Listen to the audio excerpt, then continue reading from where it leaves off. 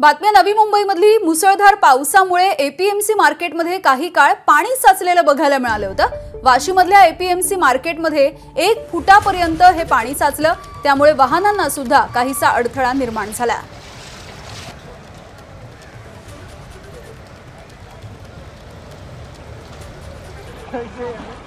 नवी मुंबईमध्ये सकाळपासूनच मुसळधार पावसाला सुरुवात झाली होती आणि त्यामुळे आता काही भागामध्ये पाणी साचलेलं आहे। सध्या मी आहे ते नवी मुंबईच्या एपीएमसी मार्केटमध्ये आहे आणि तुम्ही परिस्थिती पाहता या ठिकाणी एपीएमसी मार्केटमध्ये मोठ्या प्रमाणामध्ये पाणी साचलेलं आहे। जवळपास अर्धा ते 1 फुटापर्यंत आहे ते एपीएमसी मार्केटमध्ये पाणी साचलेलं आहे। वाहनं आहेत ते पाण्यातून जात आहेत, त्यांना या ठिकाणी पाहण्याचा अडथळा निर्माण झालेला आहे आणि हीच परिस्थिती आहे ते नवी मुंबईच्या इतर भागामध्ये सुद्धा दिसून येत आहे। तुम्ही पाहता की या ठिकाणी एपीएमसी मार्केटमध्ये आहे ते वाहनं येताना दिसत आहेत, मात्र त्यांना या पाण्यामुळे आहे तो अडथळा निर्माण झालेला आहे।